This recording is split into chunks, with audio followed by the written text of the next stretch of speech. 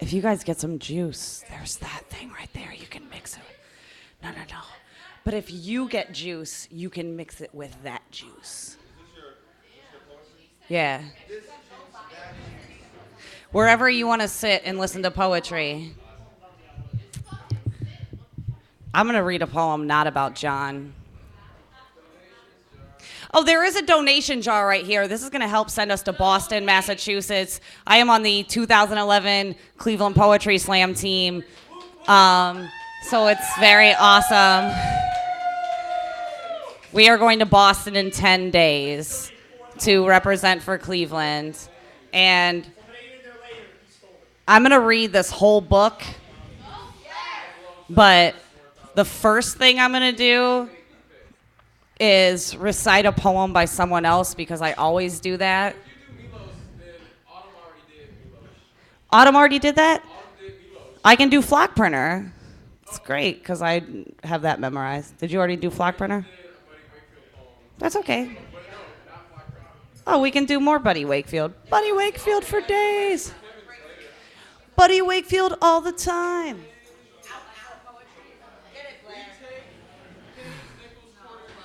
We take any sort of contribution that you can make. So, while you all are chit-chatting, I am going to do a poem by someone else. His name is Buddy Wakefield, and he wrote this poem about falling in love. And he's a very special person. Oh, thanks, Arnold. Oh, look at my boss. Oh, just hitting it up with the singles. No, I didn't even see what you put in there. I'm just joking. Oh, yeah? Cool. Sure you did. All right. So this poem is called Flock Printer, and it is by Buddy Wakefield. Flock printing is an aggressive electrostatic action that uses severe heat to force finely chopped fibers onto patterns of fabric, ultimately resulting in soft touch. When you found out this was your assignment, you flock printed straitjackets and suits of armor. So I asked if you wanted to trade jobs because, damn, baby, that is poetry. And yeah, these arms fell backwards when you did it. Chest outstretched open to the way you palms upturned me. I knew you'd be good. I just didn't know how good. Even before we met, when the assignment was to draw out each letter of the word love using its own literal meaning, I would use winning halves of wishbones, melted crayons, and the toe tips of the great dancers who've quit dancing because I don't give up on shit like that. I always knew I'd find you, even before we met.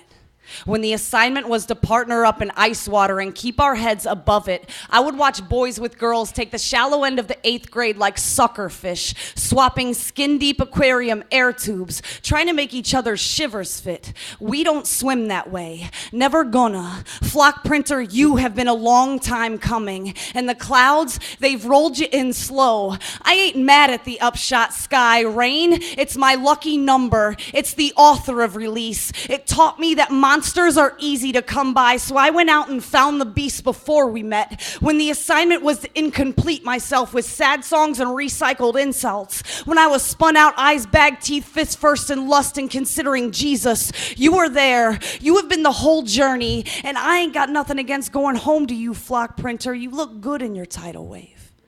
Toe to toe with the mean blue moon, head raised up like a lighthouse. You are buttercups spraying out the mouths of doves, fireworks stuck in the air. You're a freestanding landing pad held together by choir claps, a God not afraid to walk with the saviors who ride monkeys around on their backs, kicking up mercury, spreading upward openly, carrying breath. Well, you're an 18-string guitar, heart sparking off roots dancing out of the river's edge. You walk like a free country with an affinity for thick skin. You live humming to the tune of Let Loose like a railway banging through the middle of Novocaine. An open-winded underwater fire escape flock printer you have, now are, and always will be my reflection of individuality, carried out by the acoustic drift of a snowflake. living with a fingerprint.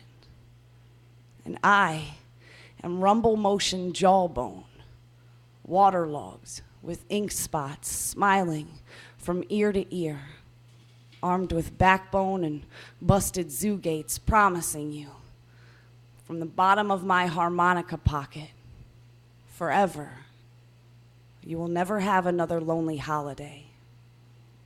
And even now, when the assignment is to live without a destination, I end up with you. And the rain, released, both flock printing stars between me and the beast. Yay, Buddy Wakefield. Yay! Hooray for Buddy Wakefield. Okay, so what's about to happen since I've been drinking is... Yay! Yay for trunk poetry. Hooray. Whoa. Oh, whoa. As I'm gonna sit down, and hopefully that's not up here somewhere, this camera. Okay, cool. Okay, good. So now I'm gonna read from my book until this is over. My new book is called Help Self Book, because I think that's what we should all be doing, is helping ourselves. And I'm gonna read it from front to back because that's how I roll. So, actually, I know this first poem by heart, so I'm gonna fuck up the camera and do this again and stand up. Sorry. This is Keep Out, the Building Doors poem. Is it just on my boobies? That's fine. It's on Ustream, so just let it be my boobies. It's all right. More people will watch. Hooray. All right. Build doors taller than the last time you built them. Understand that hurt people will hurt people. Forget that too smart also means to sting. And then forgive. Remember that some people share bruises, while others hide heartaches behind locked doors, hoping someone cares enough to break in. Dry ice doesn't melt. It smokes. Fires out still leave ashes, so you can recall the night they set you all ablaze. Now dust off your dead shell and dance, like everyone is talking about the way your feet waltz shadows between cracks under doorways. I see you tip, toes, swaying slow like you're holding on to all the dirt they spit into your hungry ears. You can always find an angry kid somewhere begging you to pay attention while they dance a disco turned stumble, only twirling to try and make you swing your heavy door open. My love, you train your demons. You teach them to breathe honey. You keep them from haunting good people. Love, open your door and pray if they break metaphors. Don't let them ruin your resilient ballet. If they don't like what they see back there, those doors can close. You can shut them all up and not let anyone in just while you're back there. Could you heave your feet onto the floorboards so I know that you survived? Poetry is just gonna keep going. I usually don't, I'm not a singer, but I will sing because I'm bored. Oh, I also know this poem. All right, the next poem is called LeBron James Can't Spell Half of the Words in This Poem. City, drunk, fumbling, doomed coastlines. He'll be swallowed up once the rapture is done mocking him. There is no God here. I suppose that's why we like it so damn much.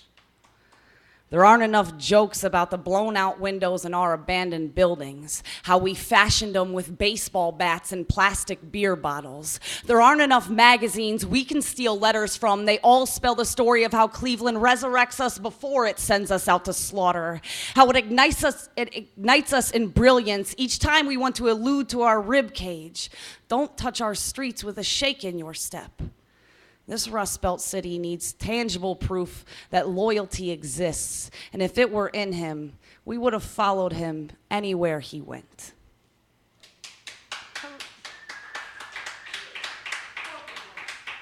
So here's the thing about going to national poetry slams is you have to have 3 minutes when you're on a team, 3-minute poems when you're on a team. But when you go individual style, you do 1 minute, 4 minute, 2 minute, and 3 minute, which makes my brain hurt just thinking about it. So some of these are short poems because I was trying to do that. This next poem is very short, and it is for my hometown, and it is called Mutts. What's your hometown? Oh, my hometown is Gahanna, Ohio. Where is that? Exactly. It's outside of Columbus, but it sucks. Oh, it sucks butts. That's not the poem. All right, so this is called Butts. Who doesn't suck butts in here, right? It's 3 o'clock in the morning. I think we're all sucking on butts at this point. Aw, here we go. The peanut gallery. All right. Okay, so this is Mutts. The comfort zone. There is no better place to get sick and die. At least we're close to the family plot and the friends who owe us favors. People mills, where they start bloodlines. They breed us for our backbones and thin necks. The ones who don't sell are dead and stacked in trash cans. And that's it. That's that poem. Right? I don't have any of Keisha's poems. You have Keisha's book? You really have it with you? Yeah. Give me it. Look for it and give me it because I want to read one of her poems. Right here, right now. What, Keisha's book? No. Oh. Yeah. Oh my gosh, give me that. Yes. I have it in there from the art auction. Oh my gosh, I'm reading one of Keisha's poems. Huh? Yeah? You can go up after me. Wait your turn, bitch. No, I'm just kidding. I'm just joking. Not really. No, but you can come up and do a poem.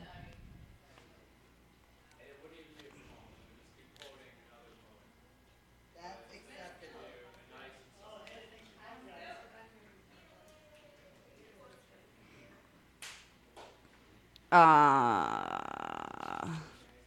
What poem do I want to read of Keisha's? I'm just going to burp into them. I'm not down. I don't really. Her human trafficking poem makes me really sad. It makes me so sad.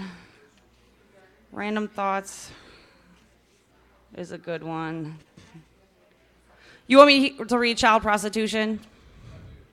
All right. This poem is by Keisha Nicole Foster, who is a dope Cleveland poet, and I hope I can read this because I have been drinking. This is called Child Prostitution. 4 million people are globally trafficked, moving children faster than boosted merchandise. Might as well create a machine. Insert the money, wait for the person product to fall. The smell of burning bodies and sulfur and feces and the Holocaust ain't got nothing on the putrid smells of decaying vessels. This billion-dollar industry produces more money than tobacco leaves, which we rely on. Globalization entices internet profiles, promising gross sexual fantasies. Our slaves are barely able to discern right from wrong, strange fruit rotting, indivisible, majority invisible, anxiously trusting uncaring grandmothers who don't bake cookies, they smoke cigarettes, sip gin and play whist, bid high orders in kitchens, knitting infested stitching within the 50 stars and 13 stripes of every American flag in our American classrooms. American fathers fondling pubescent Paula's clitoris, arousing sticky dreams stuck together in patterns of rape, whiting out Christmas morning memories with rancid scents, blood trails from vagina to fingertips placed upon pounding lips. American daughters flee, feet hit pavement to escape. Sex slaves in Loctite containers, express shipment to India, becoming forgotten son of a Dali family in debt bondage, owing someone something of value at night. I am caught between my down comforter and their jarring moans, wailing for an SOS. Humanity forces itself upon the staggering mattresses. These victims sink into fumbling businessmen, humping away any signs of former lifestyles, strangling pure crumpling paper bodies. These babies are in a ring of prostitution tourism, leaving souls unsanitary. Insanity is the rule of the victim's brain, being caught between the gardens of good and evil, all being ugly. This is our earth on drugs, sneaking evil into the backpacks of school children, kidnapping preteens from their driveways, locking them in cages, feeding them cocaine, turning them out. Now, what happens sometimes when you read a poem is that it hasn't been edited. And there's some extra words in that poem, so I apologize if I mix it. Right. Well, these are not my poems. These are Keisha's. So I'm going to go back to mine. Okay. I'm going to do this poem not half in Spanish, but with a Spanish accent because Alice is here and she'll judge me if I don't do it. Remember you told me seven matadors. That's Alice. I was like, I'm going to do a poem called Seven Matadors. She's like, you mean matadors? Sure, Alice. Matadors. Yes, that's what I mean. All right, so this poem, if you don't know what a matador is a bullfighter, but the person who kills kills the bull after the people actually work to like slay the bull. Yeah, they're like the killers, the murderers of the bull. This poem is about 7 people who want to kill me. All right. 7 matadors. 1. Hosanna. My lungs collapsed when you asked me to recite a night that I invented. She spits this in smoke signals. I hope she remembers the mercy I show by arriving numb. In a room more crowded than this, her fingertips are drawn to me. When she finally kills me, give all credit to her toreros. Dos. Magic can be one of 2 things, a ghost or an escape.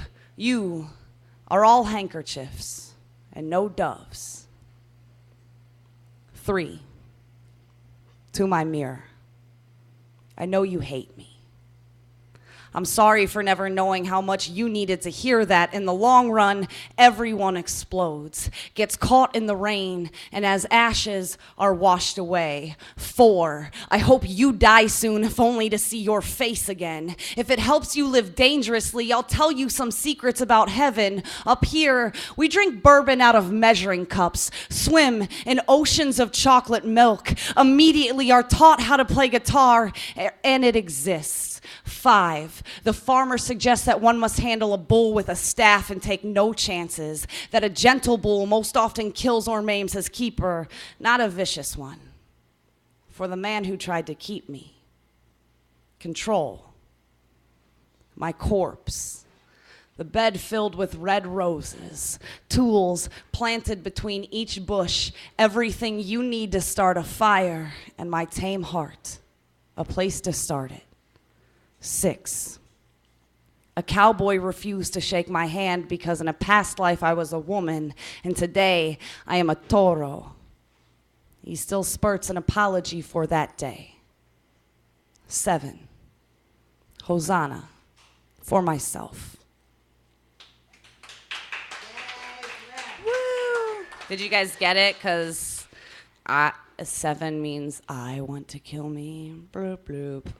It's depressing. Oh, so just for the new people who came in, hey, Becky. Hi, John. Sup, Adriana. Oh. A guy in London? So we can potentially, if we eat enough gelato tonight, somebody in here can break the Guinness World Record for farting, right? I mean, you have to eat the whole tub and like... There's still pistachio over there, am I correct? Yeah. Just eat all of it. We're going to set the world record for farting in this bitch before this thing is over. Get it, girl. I'm just totally joking. Blair, are all the people wearing black bartenders? No. Okay. Just some of them. Just the girls. I think the only guy bartenders are not coming, but that's okay. Oh, where's Mladen? Mladen is here. Mladen. I can't believe Mladen came. Hey guys, there's some extra juice up here if you need to add it to your juice. Juice and juice and juice, like racks on racks on racks.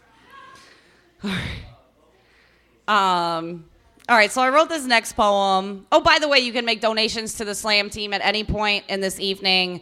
Every penny counts. This blue vase right here is for that. If you made $13 at work tonight, like Becky probably did, you can put $1 in there. Unless you need gas money to get back to Sandusky, and then I totally understand. Totally get it. I'm just kidding. Bye, ladies. You guys are... No, you were fine. You ladies are awesome. More lemonades when you come back to the bar. I'm kind of working still. All right, so I wrote this poem based off of a prompt by Rachel McKibbins. No, you can't smoke cigarettes in here, but you can smoke them outside. Whoever just asked that, I heard you out of my right ear. No, it's okay. I'm not mad at all. I don't give a shit. All right. So this poem is called You Packed Up Your Truck and Took Everything, which is weird because you love throwing my stuff in the trash. Nights we'd sleep with our shoulder blades touching. Don't love songs. Behind the train tracks, my backbone. Sleep. Cigarettes. Cocaine. Fuel for our fist fights. My fear that killer clowns from outer space were under the bed at night. The person I turned into when you said you couldn't love me. Everything you could fit in your truck when you moved back to Corpus Christi. Boys that could never fill me up. Reasons to keep coming back for more. Phone calls. Your ringtone. Cigarettes. The only picture we ever took together. Stomach pains. Cocaine. All the sweat we spilled. Spending 5 years begging my body to get better. Whiskey that convinced me I might win this. Hotel rooms with one bed in them. The night you wanted to say it out loud. Mouths full of apologies. A good morning. Baby names. Cocaine. Sleep. Whoever told you the word love only has one meaning. So, it's all right. That was a confusing prompt, and I'm still not sure if people are going to get that poem. So the prompt was to make a list of things that it was based on a relationship, and so you had to write a list of things that that you didn't have enough of in the relationship, and a list of things that you had too much of. It's exercise 20 on Rachel McKibbin's blogspot.com, if that helps your life out at all. It did it? I'm so glad. That makes me so happy. Thank you. Because it talked about cigarettes? Hey-oh. I like where your head's at. All right. The next two poems are very short. This next poem is called On the Air, and I actually wrote it for Eris. If you guys don't know who Eris Dyson is, She's the shiznit and shit. She makes good earrings. Strange fruit, right?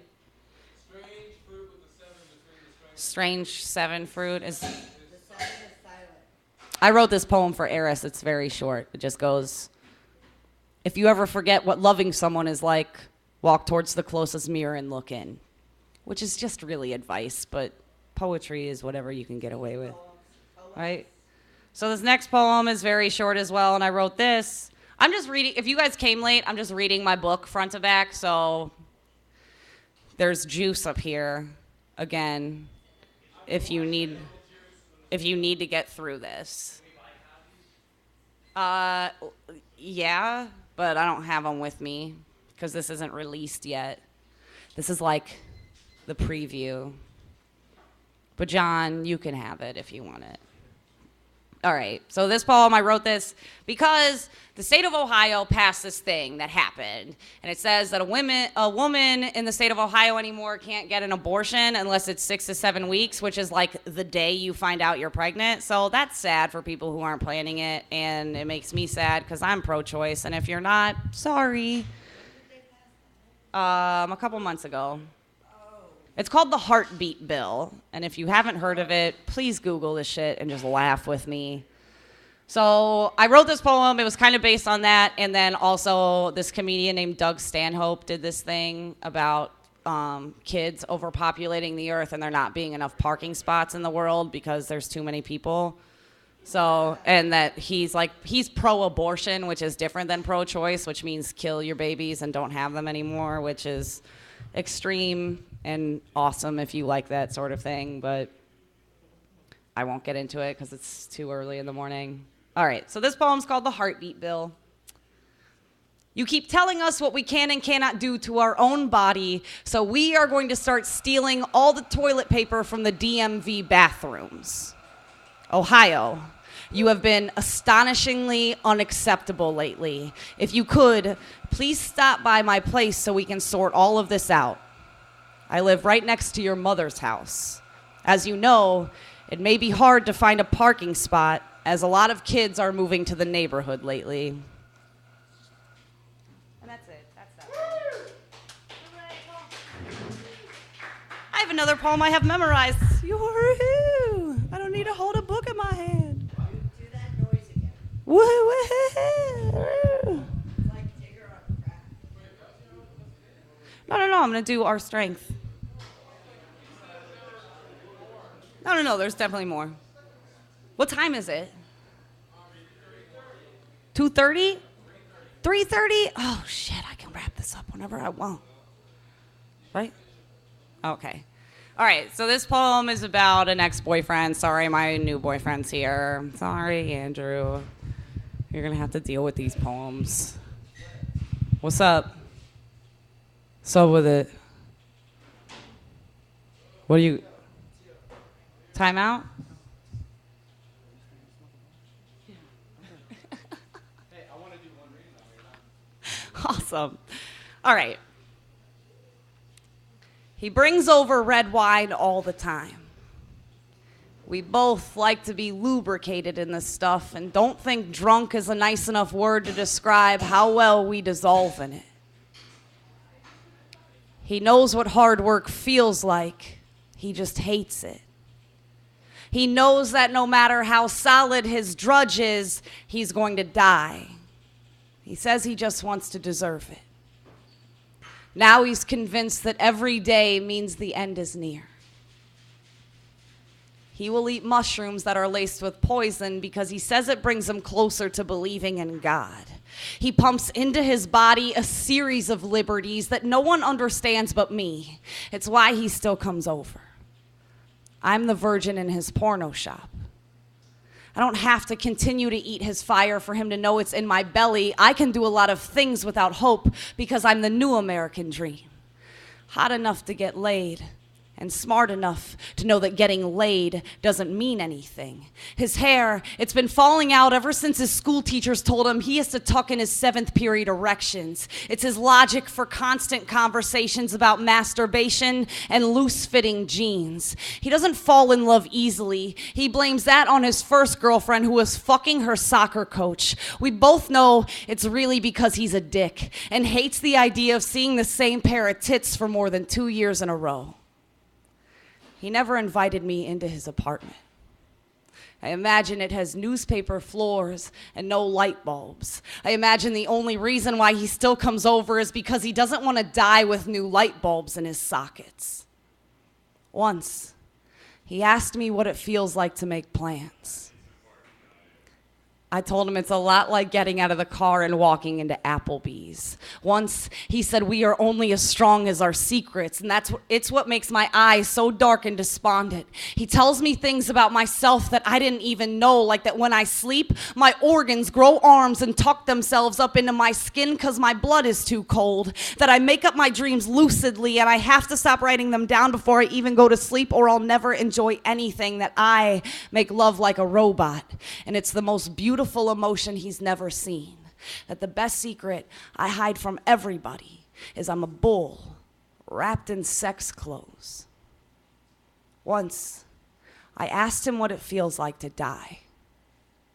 He said it's probably a lot like having nothing left to say.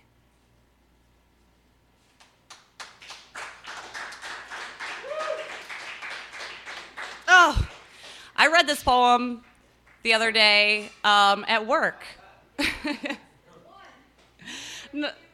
No, you heard that poem for sure. But this poem I actually did read the other day at work, and this is, my current boyfriend and I were at dinner with his dad's girlfriend, and she asked us about exes calling us, which was very awkward and weird, so that was exciting. So I wrote this poem about it. And this is called On Answering the Phone 2 years After He Left You for Asheville. Let the phone ring. Clean the kitchen. Call him back and say you just finished cleaning the house and didn't notice he had called. When he asks how you are, tell him you are great and about to smoke a cigarette on the porch. Say it like you didn't quit 2 years ago. Walk to the couch and sit down with the dog he bought you. Make jokes.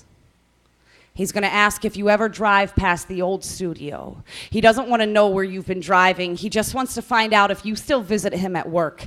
Listen to what he's saying on the other line. There are 3 people on the phone right now. You, the person who wanted to get married, and some guy who forced you to burlesque love. That guy just misses the show. He really called to ask if you still dance for men to validate yourself. Of course you do, but don't tell him. FaceTime him and prove it, because you have an iPhone, he'll believe you found yourself a talented new boyfriend. He'll be so wonderstruck by your ass that he won't notice the walls, artwork all behind you. This means he won't ask what you had to do to get all of it. Thank the universe that he doesn't. Prop the phone onto something. Make sure he can see how good your boobs look in that shirt. It will make it feel like the last time you guys saw each other. He is going to ask if you miss him.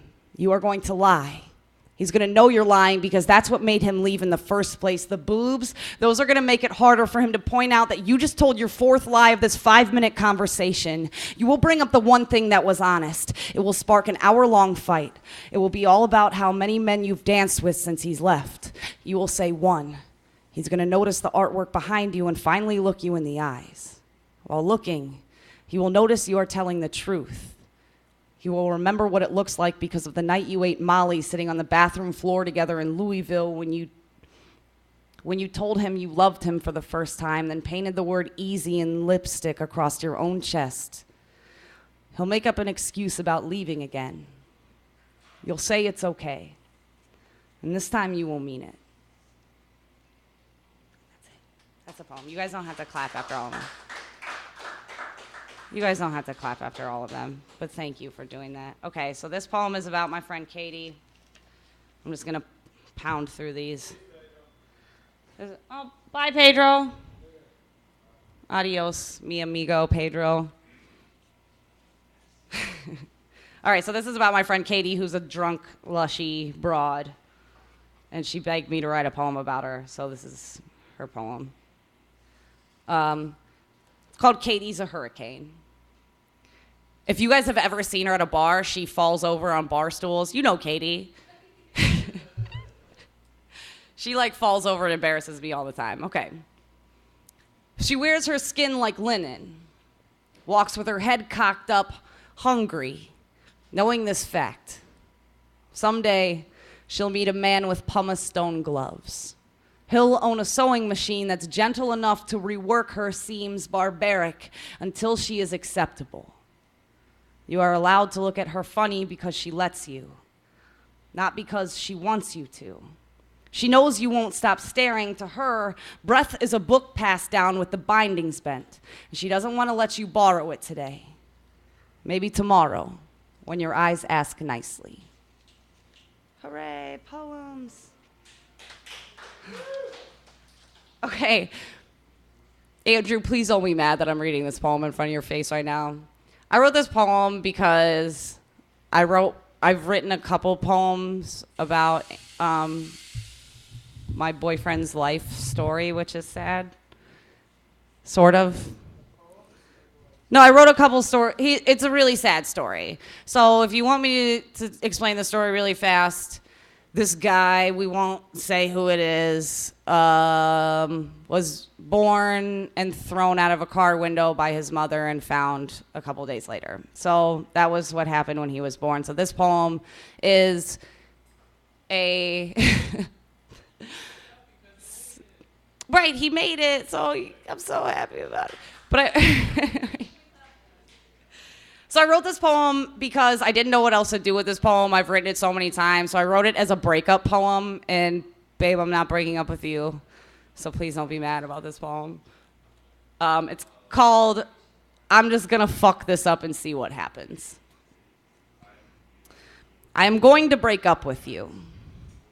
It's going to be an ear full of symbols. One morning, long before I admitted that I loved you, you handed me a newspaper clipping. I held it up to my ear and it said, run. It told me who your mother was. Indiana State Route 37. It said your birthday could be any time between August 9th and 11th. It went into great detail when it explained why you get so sad when you get a sunburn. 6 months later, I threw an empty pack of cigarettes out of a car window and you asked why I didn't check to see if something was inside at first. I didn't realize you'd take it so personally. Lately, you've been driving more. It worries me because you were born in a car and I wonder if you just stay there hoping that when you wake up, you'll be back inside the womb. You should know that none of this is why I'm breaking up with you. It's just that my arms are too skinny. And I fear that if we have a child, my hands in horror will instinctively chuck it out of a car window. For months, I had this reoccurring dream that you walk into the house and shoot me in the face. I don't sleep anymore. I watch your chest to see if you're still breathing. I count the nightstand needles and the inches of your body hair. I want to see the sun again. This weird blinking thing happens if I think about it for too long. I don't want you to leave me first. I hate crying. I don't want you to think I'm ugly when I'm old. When I tell you that I'm terrified, will you spit in my face? When you find out about the horror of it all, will you be inspired? Will you still love me when I admit how much money I spend hiding all this broken, all this criminal, all this harpy, this scarlet trollop, all this plain-speaking, grown woman, girl-emptied rejection, all these deep breaths, glassy eyes, all this pride, all this siren, all this honest. That's it. I'm gonna do, can I do 216, Keisha's poem? Because it's funny, if I can find it, and then I'm done. Oh! This is a poem not by me, but Keisha Nicole Foster is not here, and I'm pretty sure she's gonna let me read this without any problems. Kinsman, Ho, Superior are some streets that make up 216 is the city where I come from, where I rest on late nights, riding through hot spots, spitting this intellectual game the good Lord gave me, trying to pick up a date for the night. And my bout, it's about it, girls, creeping like the like the professional through the streets, incognito, not being seen or heard because 216 is like that. Cleveland is the pulse of Ohio, saving the best for last. Saving the best for last. That was my Keisha impression. All right.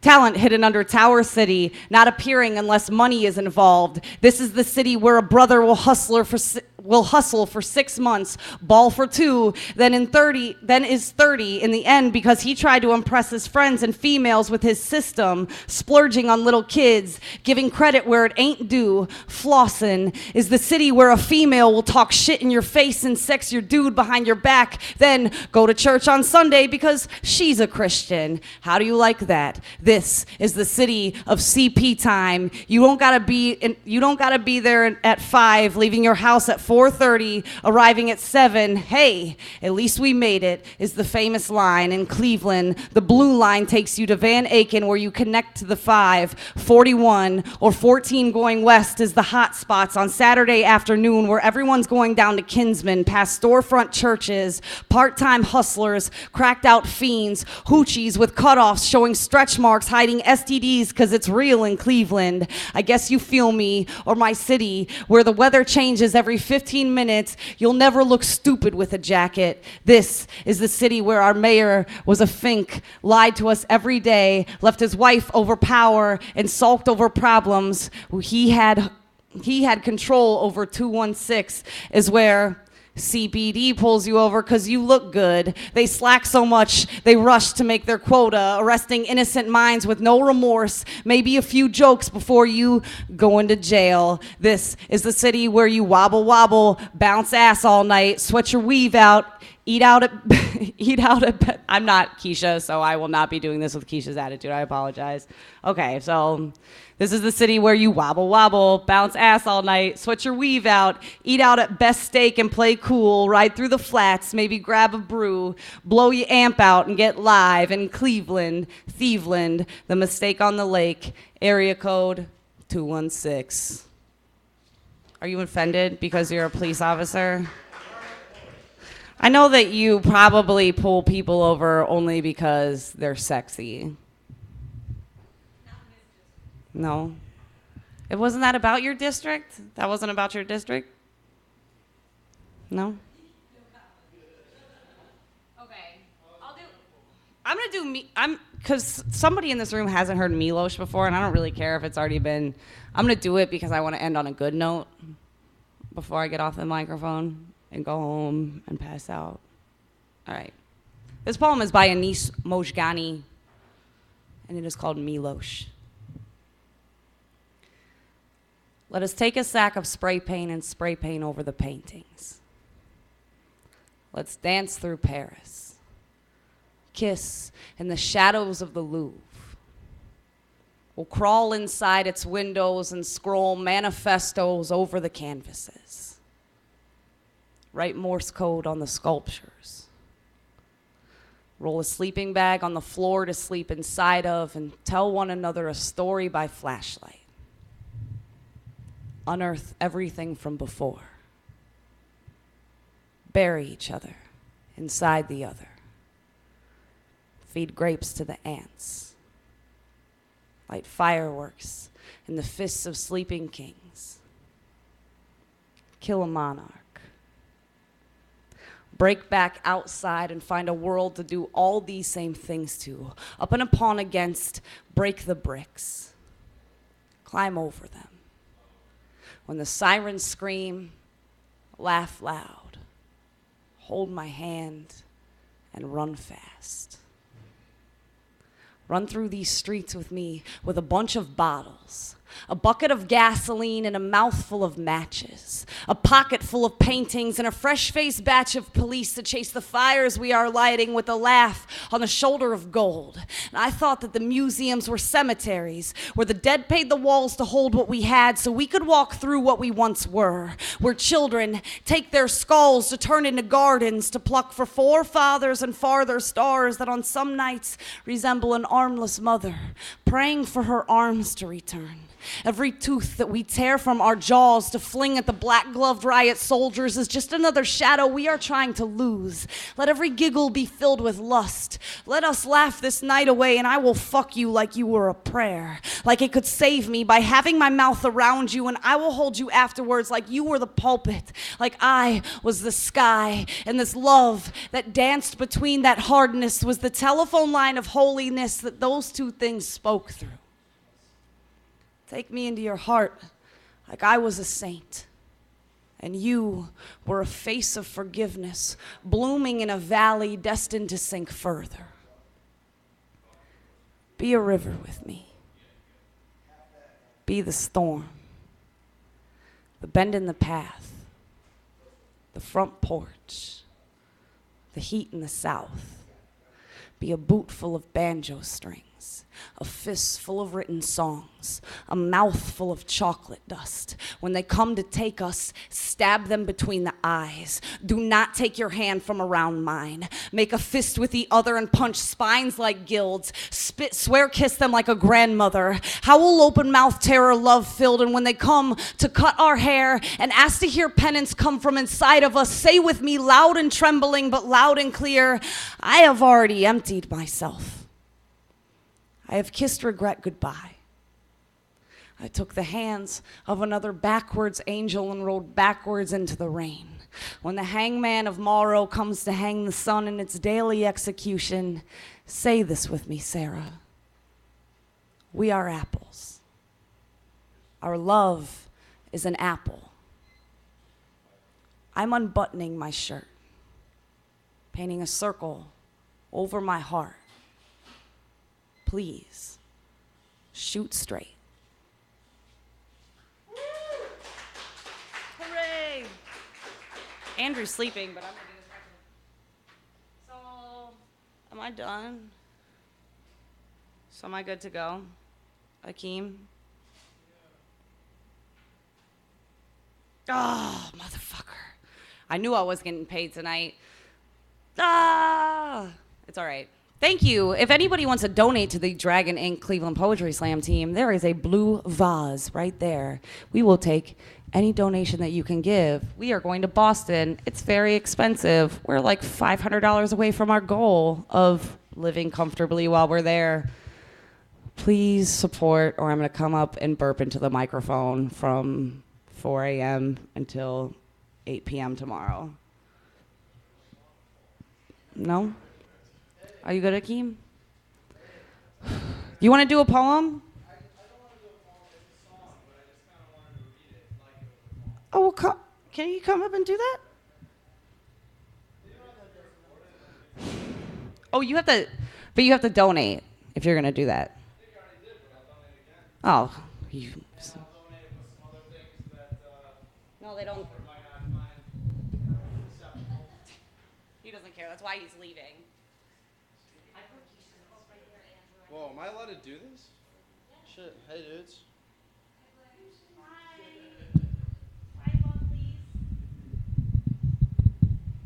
Dude, I really don't want to, like, break anything, so can you just, like, show me how to adjust it? Thank you. Hello? Okay. The song I wanted to read was by Crosby, Stills, Nash & Young. They're my top 3 favorite bands. Not a lot of people know this song. I really like it because it's kind of inspiring my current hairstyle. It's called Almost Cut My Hair. I almost cut my hair. It happened just the other day. It was getting kind of long. I could have said it wasn't my way, but I didn't. And I wonder why. Feel like letting my freak flag fly.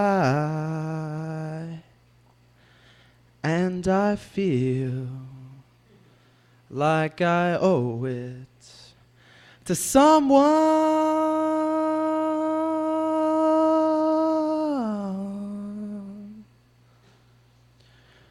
Well, it must be 'cause I had the flu for Christmas, and I'm not feeling up to par. You know it increases my paranoia. Like looking in the mirror and seeing a police car. But I'm not giving in an inch to fear, because I promised myself this year, and I feel like I owe it to someone.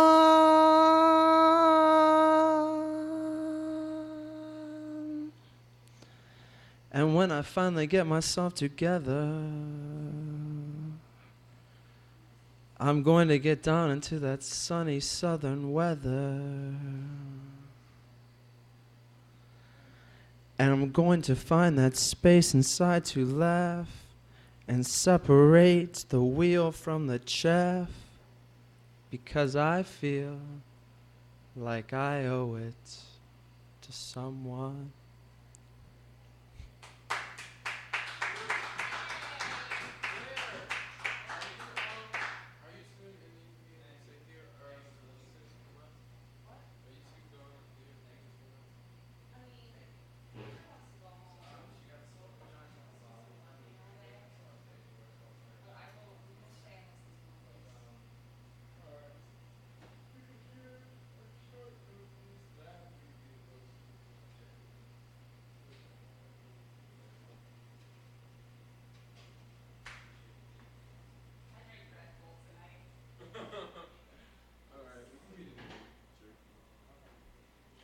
Oh yeah, it's my 24-hour,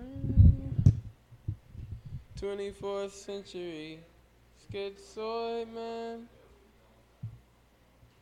Or when I say it's my. It's short though. We're redoing this for the people who've been with us all night. You stream, Jacob. We're redoing the group piece. It went really well the first time. Yeah. Repeat. How many repeats have you heard already? Yeah, only a couple. You haven't been listening too hard.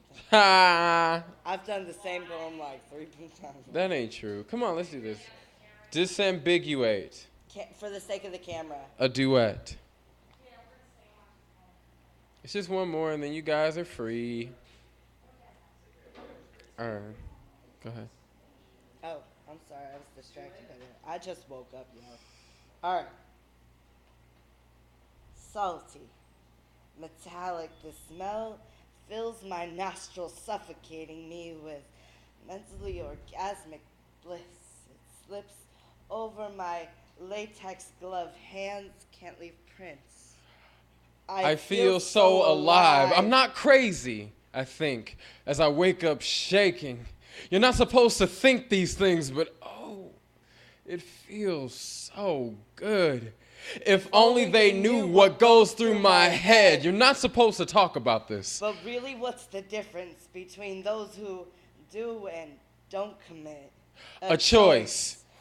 We all have a dark side. And this is Blood, mine. blood A knife, everywhere. a gun, a scalpel, Blood a drill. everywhere. Wire against the throat, cutting off air supply. And why? Power, psychosis, I'm hate, tired hate, of feeling hate. helpless. You did this. It's inside us all. It's scary, I know. But I think I could do it. Pull the trigger. Plunge the knife. Instead, I write. I write to save innocent And not so innocent. lives. I write to release the madness inside. My shadow self I hide. When day breaks, we're all the same. Pick your poison. Murder, rape, Money, drugs. booze, fear, love, Can't can't let it win.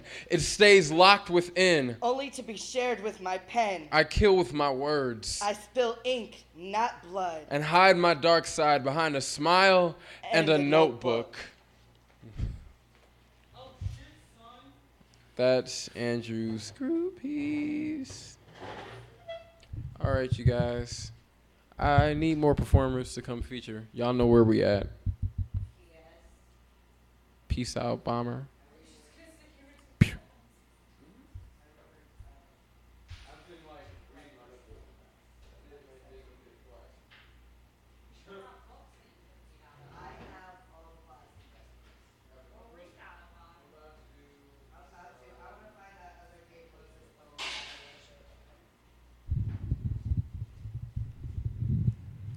You're a nightlight.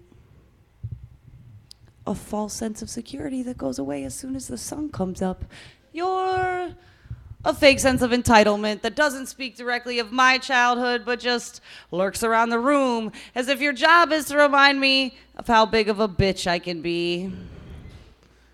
If it were up to me, I would bury you under the piles of bills I could not afford to pay, the college term papers that didn't write themselves, and those 100,000 Bed Bath & Beyond 20% off flyers.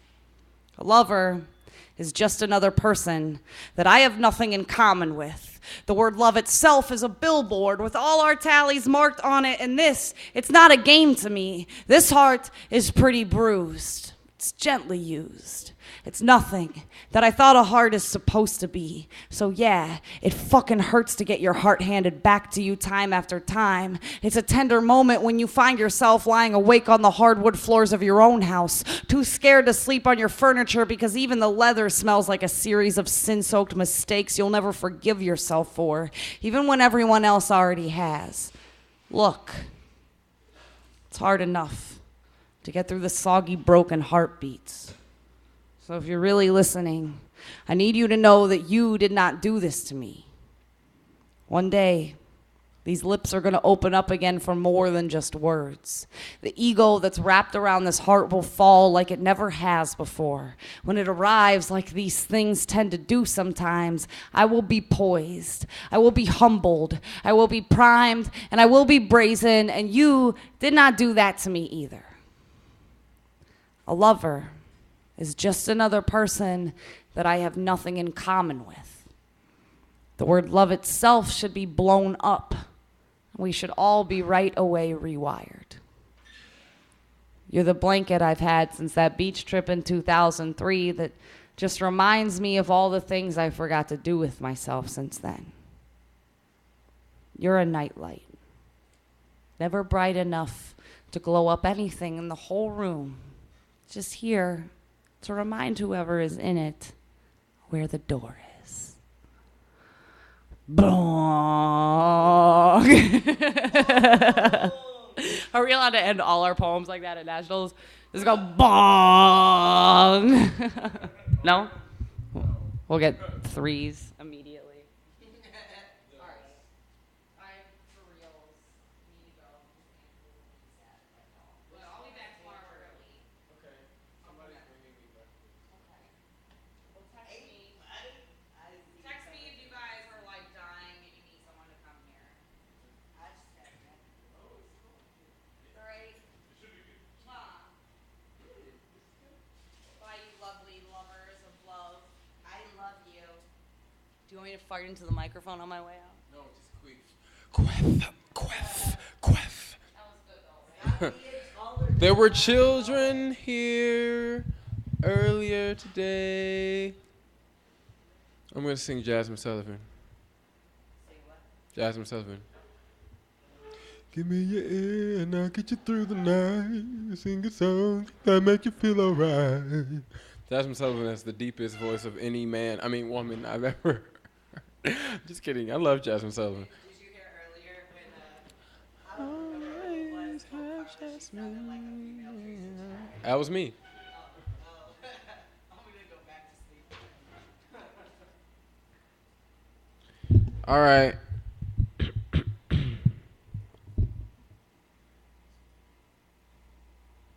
I'm about to read this poem. It is from Dave Nichols, who I hope comes down here. You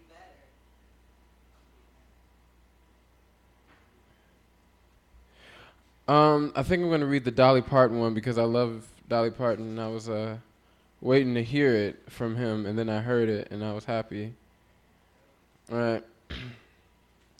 There's a Dave Nichols poem. It's called Truck Stop for Dolly Parton. He has a Truck Stop series, like Truck Stop for Dolly Parton, for Bob, for The Mask, and for George Carlin and Jean Leckman. All right.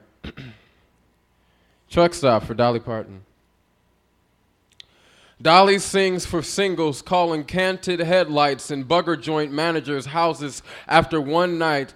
Steve McQueen's at Horseshoe Taverns and hear a girl's voice on the phone. Those jealous types who 9 and 5 and belch to self-help quotes in mirrors. Excuse us. Even heartache takes a man's dose of Zoloft when the phone pulls back like a trigger or a hairy hand draws a line from hell to harp. And all-night Twitter, single woman balance on leaking clothes. That voice, a hidden heart. Lip-chewing I do's at bell choir practice. Memorizing the growing spots on old men's necks. Oh, daddy. Dolly, your women are resting on...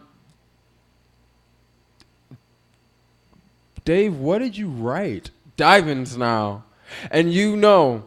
all their secrets, them whose stockings run and whose arms make casserole for no one and lay a highball, whose ears burst under chefs scolding them raw in half Spanish, whose teeth are runners' ankles, whose single sweetheart non-selective, who talk to the god inside the toothbrush and praises him that buys the bar and names you after his daughter, phony numbers when they ask, those cowboy fills whose fingers linger in the quivering chest of still tall middle children, whose creation is twilight, cradophile, bartender, yokes who know their baseball caps by stench and sing all-night karaoke, their Mike and empty Miller, who ruin Fleetwood, and you and Kenny Islands,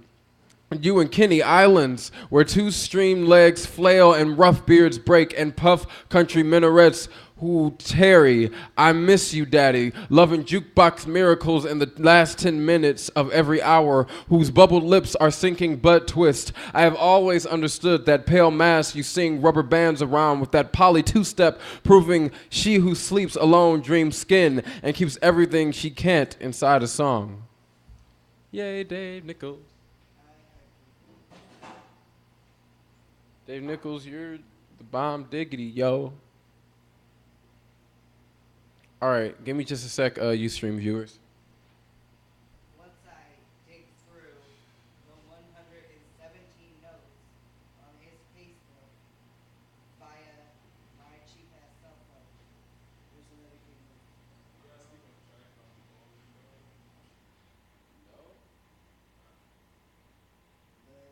If you need to find something, I can go quick for it.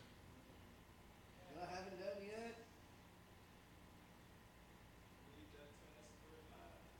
I don't know who our two viewers are. But we love you. Love you, viewers. Love you.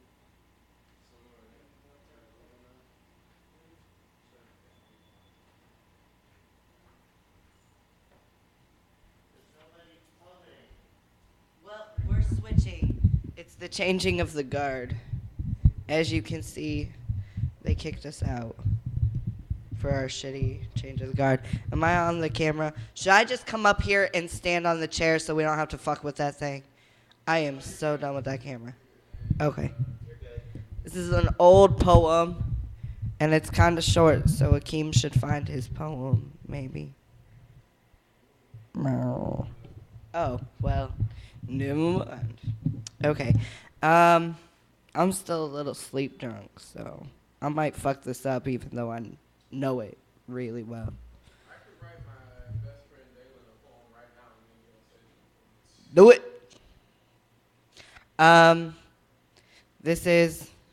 I wrote this poem in November or December of '08. I can't remember right now. Right before my husband and I split and quit talking. It's called The Reason I Haven't Written in a While. The reason I haven't written to you is not that I don't have anything to say, because believe me, I have plenty to say to you, and at the very top of my list is fuck you, fuck you, fuck you. But that would probably make things worse. So instead, I've written you this little poem which you will never read, and I'd like to start off by asking, where the hell do you get the nerve to lecture me about how hard it is to support a baby? What do you think I've been doing since you were arrested? And yet... Shit. See, I told you. And no, I haven't been sleeping around. If I was pregnant, which I'm not, thanks for asking, it would be Dell's. And it was rape, and I don't talk to you about it because I'm not ready to. As for where I want this relationship to go, I don't have an answer to give you right now. But what I want is a moot point, because they won't give her back to me if I'm still with you. And when it comes down to you or her, it will be her. Because frankly, you can take care of your damn self, but she cannot. And yes, I went home with you that night because I was scared. And yes, I probably would have left if I had had some other place to go. But damn it, you were kind, and we connected. And you served me peanut butter and jelly by candlelight. How am I supposed to say no to that? And I liked the way it felt when you held me. And you put up with my crazy, and I thought I was ready, but I'm not. And for that, I'm sorry. But let's face it, I am 19 years old. What business do I have being married? And yes, I loved you. Yes, I still love you. But love doesn't make everything okay. I fucked the hell out of that book. I forgot an entire stanza, which was the pinnacle stanza of the book. I'm gonna buy some coffee. All right. I want something strong as fuck. Hey, people. All right, I need to get this mic up.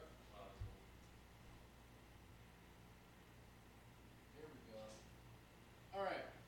Hey, viewers. All right, I'm going to reread another poem that I reread because my best friend is here now. It's still not on me? Thank you, Dalen. Thanks, Day. All right, I'm going to reread this poem because I want my best friend to hear it because he knows the guy I wrote this about.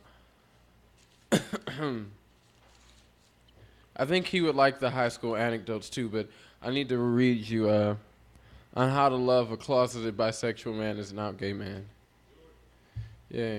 Are you here though? Because if you're not here, then I'll just read something else. I am here. I'm present. It's like I'm trying to be present, not present. It takes effort to be all here. I guess I'll just read it to you later. Huh? I'm trying to, I'll read it if you're here, but if you're not here, then I don't want to waste the time and you'd be like,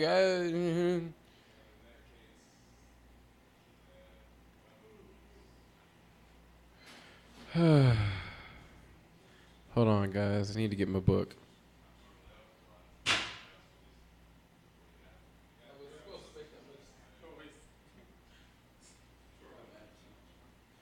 All right, reading from my book, The Tributes.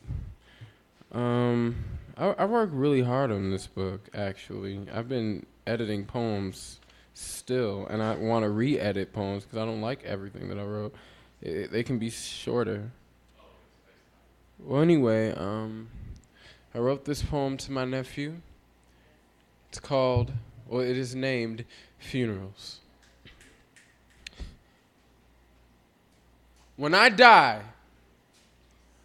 call everyone in my address book. Tell them they are not invited to my funeral. Dress me in my Super Mario pajamas and red equality shirt that screams, I do. Make sure they aren't ironed. Put Starburst, pineapples, model cars from Rite Aid, specifically Dragon Ball Z, Bakugan, X-Men DVDs, and anything else you know he likes in my casket. No flowers. Pollen makes me itch. Decorate me with my PlayStation 2 and a television when I die. You bring me my nephew, dressed in his favorite Spider-Man PJs. Leave him there alone. I'll make sure he's all right. We're having a sleepover tonight. I am bringing all of his uncarried siblings from heaven for a play date. When you return, you will find him dancing alone on pineapple leaves and Starburst wrappers. Leave him there. In the morning, he will be sleeping underneath a red Equality t-shirt. His eyes will be wet and t-shirt color. He will be smiling. Do not be alarmed. We're flying in his dream. He was afraid I was gonna let him go. He hasn't learned how to web swing on his own yet. He thought all you do is sign language, I love you to the sky, and it yanks you up like an old nephew, uncle used to. When I die, take my last heartbeat, put it in a box. When he forgets he's a superhero, tell him to open it. Thanks, guys. I've discovered that my woos now sound like this. Whoa. Whoa. Whoa. Oh, it's not a lot in this book that I like to read anymore, so. Don't you hate that? What? I don't, it's not that I hate the book, it's just I don't want to read them. Let the book decide. Falling off of your poem. Falling off. Yeah, It's just, you move to a different place. right. Sweet potatoes. I imagine my grandmother's sweet potato pies to have little pockets of hell in them. A puff of steam rises. Looks like God lost another soul. Earth is an ugly place to hold a chess match. Lost another bishop, huh? God must be really bad at board games if he can't even keep his pawns in check. Sweet potato pies and Watchtower magazines, holding Jehovah's Witnesses' tongues in flapping pages, floral print silk pajamas on disintegrating cadavers like hot pie steam. Not enough sweet potatoes. Too much orange in those pajamas. I never ate grandma's pies. My intestines wouldn't move for her. Her death was the first thing that scared me, gave me premonitions of my own. I watched angels rip out jawbones and leave the sin. I meant the skin. I get flesh and eternal damnation confused sometimes. In my most intimate conversations with myself, my soul tells me it will never leave my body alone, no matter how hot things got. Forget the steam. Self-esteem is more important than pies. I never liked sweet potatoes anyway. But maybe, if on a short Thanksgiving day I would have had a slice, maybe you would still be here to bake, a resting place for sinners like me. Childhood arrogance. Maybe you wouldn't be stuck 6 foot deep in a crust yourself. There is no room for sweet potatoes on God's chessboard, so bake him something else, Grandma. Oh, I like that poem. Yay.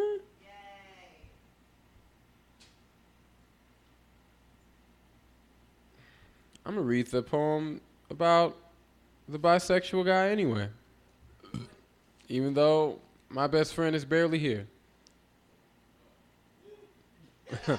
Dalen, just stand while I do this poem. I see it not enough. No, don't hit him in the face. Just tap his shoulder. I love him. Hitting him in the face. And KG, can you write on Facebook if you like my hat or not? This is a fresh hat. I really like it. My mom gave it to me. Makes me feel like I'm in the 30s. And I don't really know what the fuck happened in the 30s. Like, I know that the Great Depression happened, things were sad, and then they made all these fake ass jobs, but nobody really talks about the 30s. You hear about the 20s, you hear a little bit about the 40s, and then the 50s is when everything happened. The 60s, free love. 70s, oh shit, STDs and drug addicts. The 80s, bad music, bad hair, bad clothes, but we all love it. The 90s, best R&B. I mean, what happened in the 30s? All right. On how to love a closeted bisexual man as an out gay man. 1. Do not remind him of what you aren't. Only give him the parts of you that you own. Make promises loudly at nighttime. Cook every one of them in the heat of your torso and give them to him. When he doubts that they are done, write lies on 21 balloons and let them go. 2. You are a fortress. Your love is a dragon. He will be the knight that attempts to rescue your damsel in distress. You will win every time, but you may not get your knight back. 3. When you kiss him electric, massage his back and grab his flesh. Bite, yank, hard. This may be the last time you taste him. Fog every window he has. At these times, remind him of what you are. 4. Fuck it, you can adopt. 5. Yes, fucking the surrogate to impregnate her is still cheating. No. 6.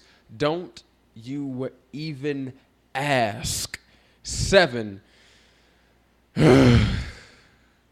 8. Stay out of the water. Your insecurities are sharks. Their teeth are sharp and crave the blood of your trust. At these times, remind yourself of what you are. Masturbate to the thought of you and him. Kiss a new part of his body every day. He will take all of you in him this night. Make love like you are on fire, like you want to burn. You are the fire. Breathe when he does not. Strip more naked than fear. Take his socks off. Keep the lights where they were when you walked in the room. You are the karma that he's been anticipating. You both deserve this. Hold him as if he is falling off the world and you are a parachute. He will love the landing. 9. The morning he wakes up screaming for someone who will touch him like his mother, do not be hurt. Wrap him in the softest parts of your flesh, even if you have none that hasn't been eaten. Even when your fists bleed, when your tongue sucker punches your teeth and you say what you never meant to, watch the wind around him. It has a secret. Curse the trees for having curves. Scrunch the trains in your blood. You got to if you're going to survive. 10. When he finally tells you he cheated, do not ask the first question you think of. Pretend that the answer is the one you want it to be. Pretend that the answer is a woman and show him all of the rage or forgiveness you've been hiding under your tongue. Grab a knife, cut a sandwich. Remind yourself that he did not belong to you anyway, that he has to come out of the closet to realize that there's a whole house on the other side. You are the house. You are the chicken, the road, and the cross. You stretch too much anyway. Shrug so hard that you mean it. Make your memory bulimic until you vomit his name. You have to survive instead of live sometimes. When 11 doesn't come, send a polite text message breaking it off. Leave the most important pieces of you in him. They are only pieces after all. Melt his phone number. Throw all of your feelings for him on top of your favorite movie to watch together and light a match. Burn it in the hardest places of you. 12. Tell her that the baby is cute in the comment section. That it has your eyes. When her questions sound like she's trying to correct you, don't you mean his father's eyes? Tell her that's what you said. Realize, please, that none of you did anything wrong, and listen to the stitches melting off of your heart. Woo, that poem's over. What you saying?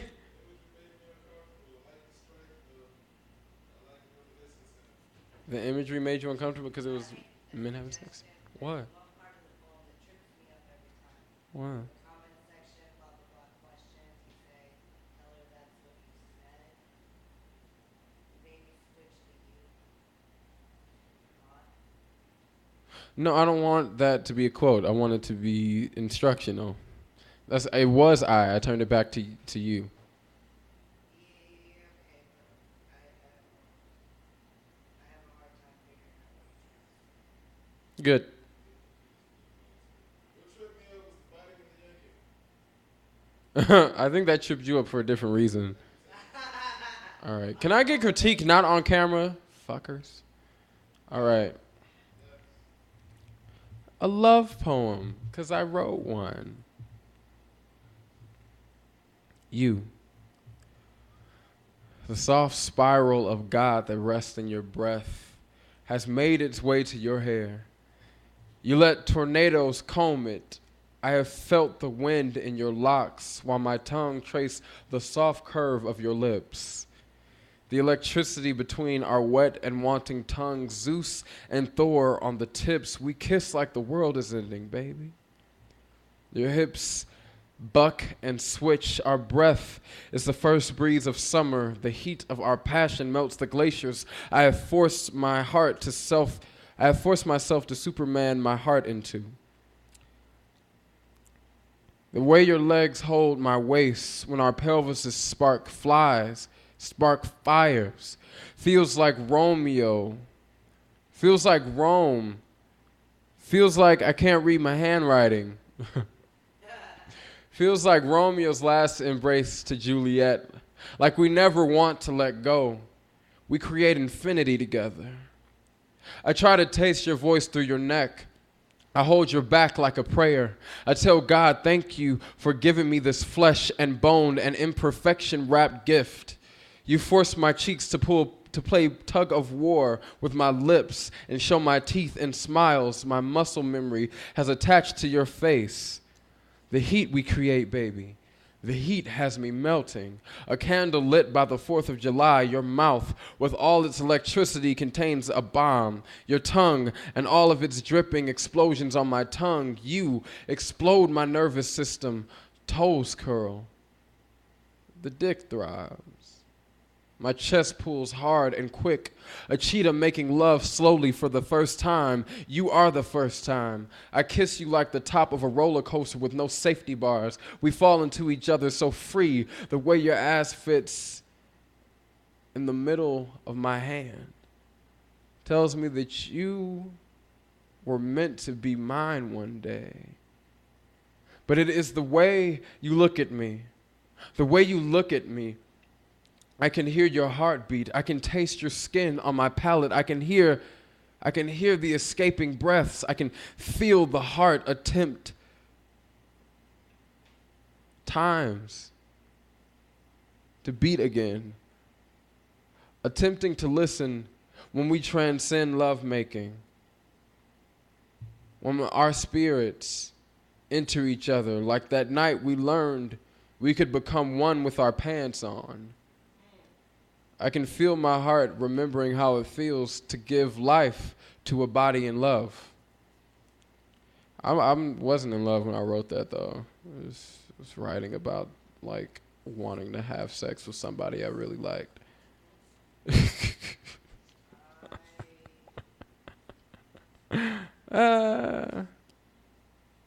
Daylin,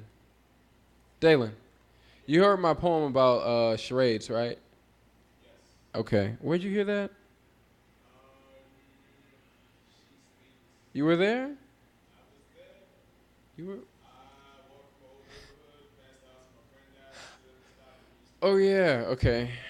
I remember that now. I remember that now. Wow, wow, wow. Alrighty. I want to hear Jacob do some poems. All right. Jacob King? You got some poems for me to hear, Jacob? Jacob. Guys, please give it up for Poets Haven the first book.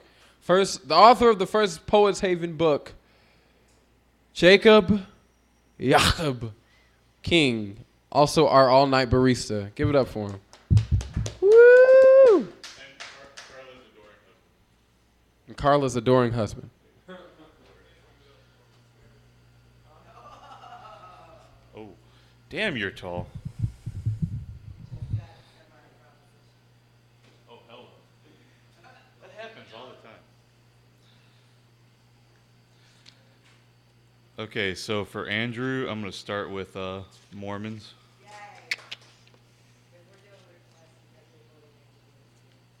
Gotta do what? Oh, I always do that one. To what and how tightly? Stop talking. Okay. Just stay there. Standing here. Thank you for reminding me that I'm attentive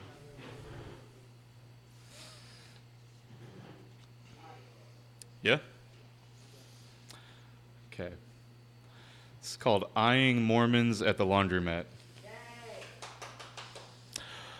Oh, you Latter-day Saints, you grown men with the faces of boys, chins and cheeks clean-shaven, stiff white shirts tucked in. Do you really know what it is to be human? I see you from behind bandanas, sleeveless shirts, and the funk of weightlifting. I watch you neatly fold your short-sleeved dress shirts, all the same like they came from Charlie Brown's closet, and I wonder if you've ever been in love. As you silently scribble scripture notes in your tiny notebooks, I wonder if your thoughts turn towards me the way mine have turned towards you. Granted, I don't know anything about you, but your eyes seem to know nothing of my world either. When you leave this room full of washing machines and tumble dryers, I wonder, where do you go?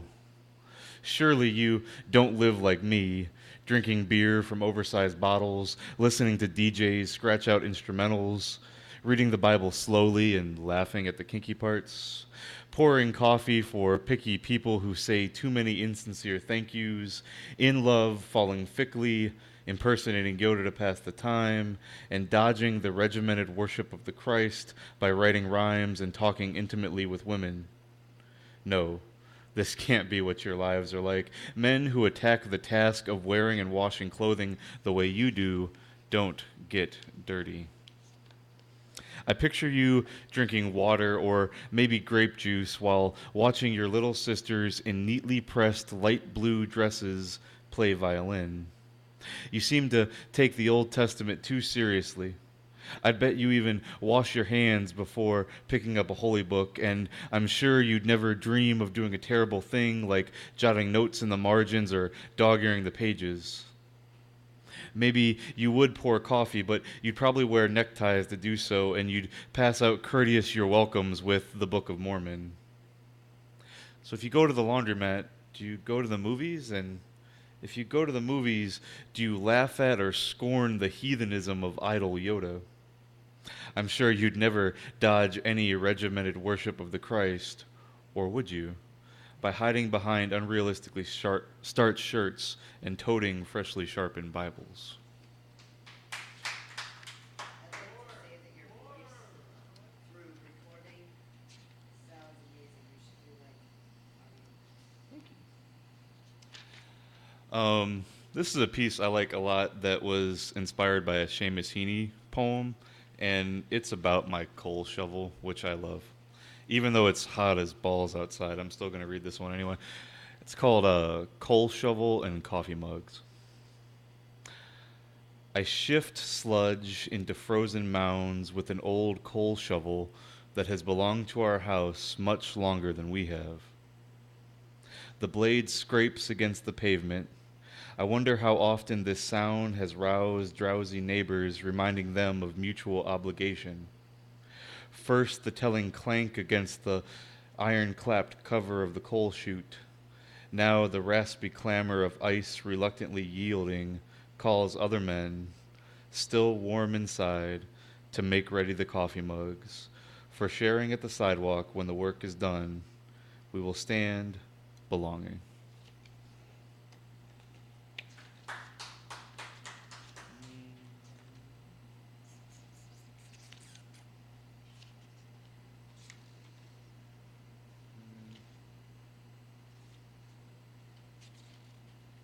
Yeah. Okay, so I wrote a bunch of elegies because I got a lot of prompts in a creative writing class for that. So one of my elegies, right? One of my elegies is elegy for the places I have loved. The harshly paved and remarkably steep driveway we had in Cleveland when my father stretched thick blue rubber bands around my feet, fastening them to the pedals of my first bike to teach me not to fear falling. The hidden space between our front porch and the green, prickly shrubs when we lived in Oregon, where I used to refine my childhood fantasies that my mother knew would one day become poetry.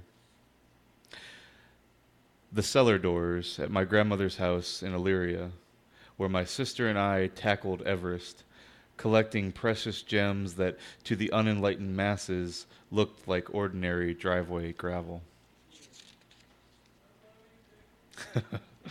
I love you too. The lush green backyard surrounded by trees when we stayed in Maslin, where I started using the first rosary my mother ever gave me to talk to God with the words she taught me. The house off campus my sophomore year, where the guys and I made sure that every chair in the house was a recliner. 5 in the living room, huddled around a big screen TV, 4 more set around the dinner table, 2 on the front porch, and another at the computer desk. And the top of the stratosphere in Las Vegas, where my wife and I stood windblown, watching the evening sun outperform neon lights, and a minister mounted his motorcycle after uniting us with a matrimonial Navajo prayer.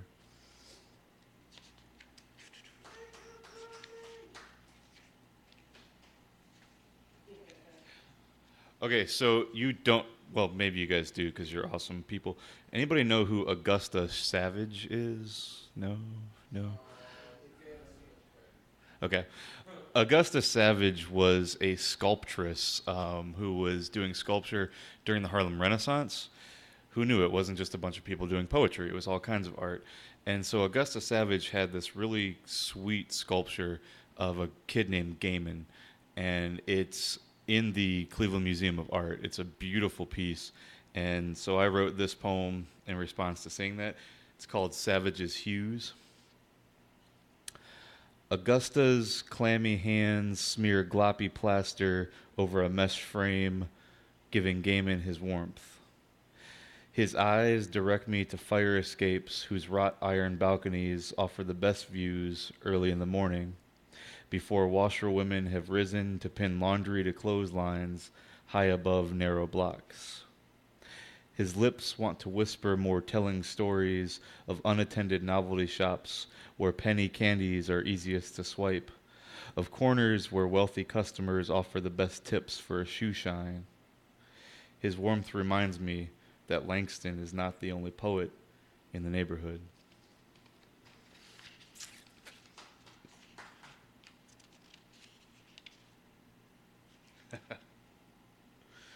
Okay, I just like this piece a lot, and I think you like this one too. It's called No Home for Her Nintendo, or Throwing Out a Teenage Vagabond. This is about a student that we took in for a little while, a very little while. I stir seasoning into a skillet on the stove, and she stares at me doe-eyed and confused. Her list of goals does not include get a job or find an apartment, but she did defeat Donkey Kong on my couch today. Glaring at her Nintendo, I ask, how much is it worth? She answers, I don't know. I'm brain dead right now, which is more true than she knows. The answer I want is that it is worth the money she could put aside for a security deposit. The truth is, being grown up is not worth it to her yet.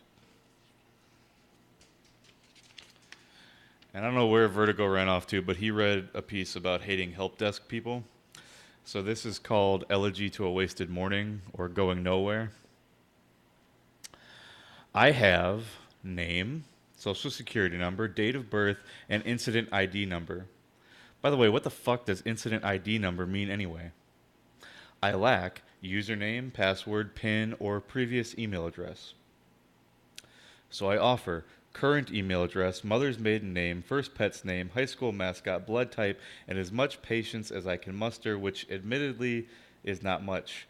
And there is nothing that the customer service representative can do for me.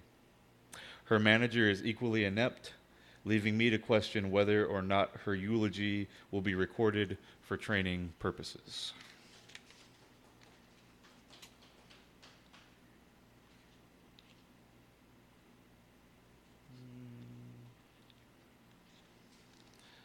Okay, I don't know. It's late at night, early in the morning. How about a nice disturbing piece? Does anyone else ask questions like these in front of a grave? What would happen if I dug it up? If I gnashed my way through all that soil and earth and clay and rock? If I clawed and pounded on the concrete setting until my cuticles were blood-soaked, gnarled extensions of my pulped knuckles? What if the headstone came loose in the process and toppled its way down to me, gashing my skull before providing the final blow, which would cave in the casket lid? Could I sleep there, among my mother's mortal remains? Would there be any rest amidst her decomposing body, void of its nurturing spirit? Would the familiarity of her burial clothes be recognizable through their now tattered stitching? Could my blood seep from a split skull down through the gaps in her rib cage to revitalize her?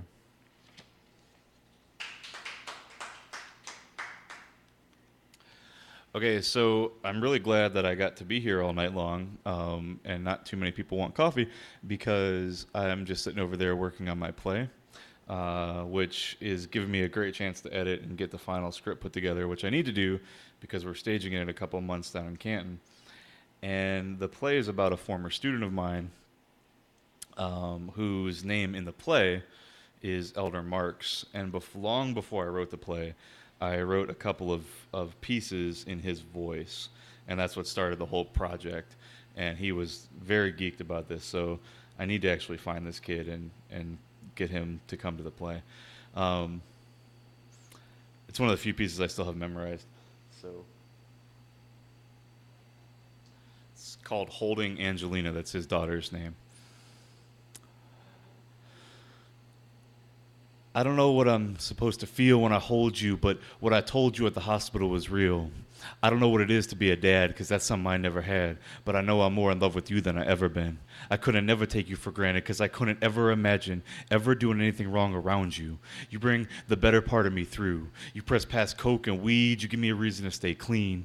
When I hold you and give you a bottle, I know what I ought to do. Whereas before you, any truth I knew was contorted through and misconstrued. As a kid, I stayed abused, not a victim of fists, but rather circumstance. Seemed like every chance I ever had turned bad in advance. Could it advance past headaches and hangovers? Trapped in a hazy place, I stayed until I developed the will to see clearly. And now I know dearly that I've been brought through all that to keep you from that. You are the realization of every image imagined in my mind during all the times I vomited everything inside. Every half notion previously unexpressed was stressed the moment of your first breath and carried past all initial expectation with your first steps. So baby girl, continue walking relevant paths in pursuit of untainted truth. Come back and share your findings with your mom and me. And in return, you have our eternal thanks, love without condition, and pride without contrition.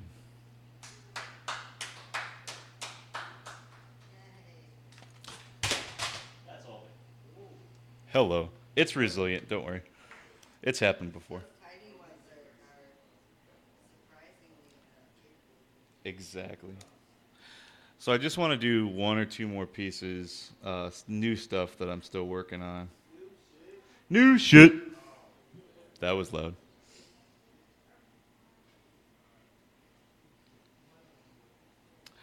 Okay, so this piece is called Grace. At least it's called Grace right now.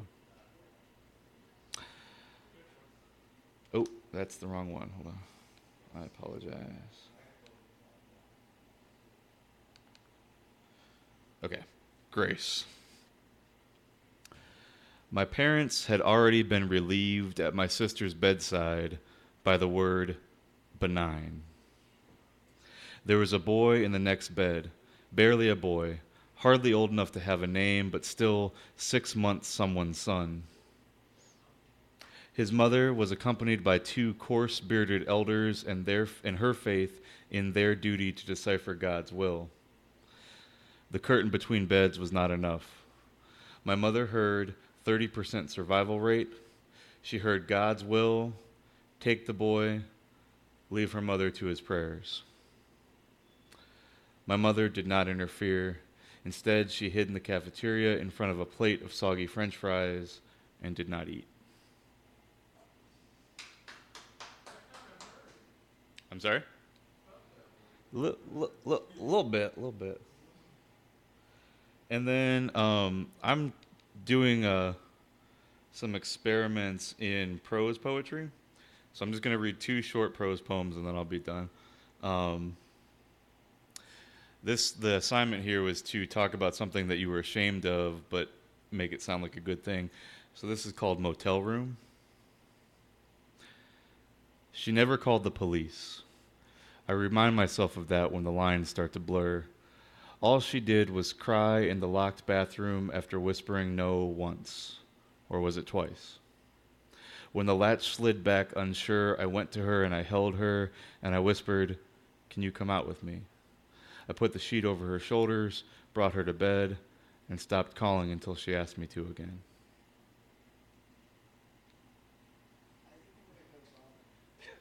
Don't do that. Okay, that's okay.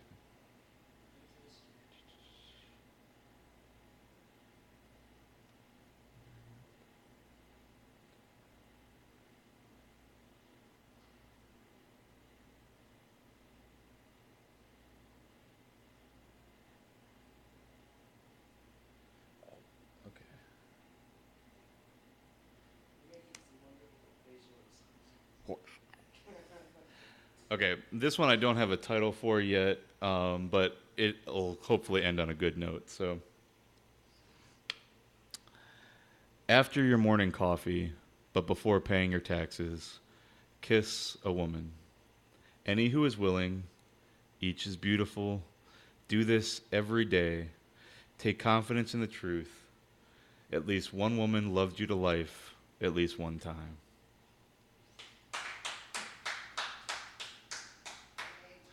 Okay, I'm going to be over there working now. Thank you.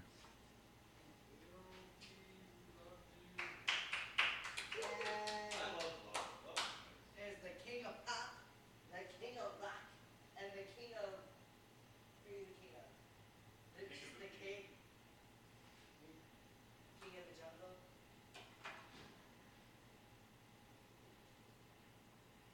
What are we doing now?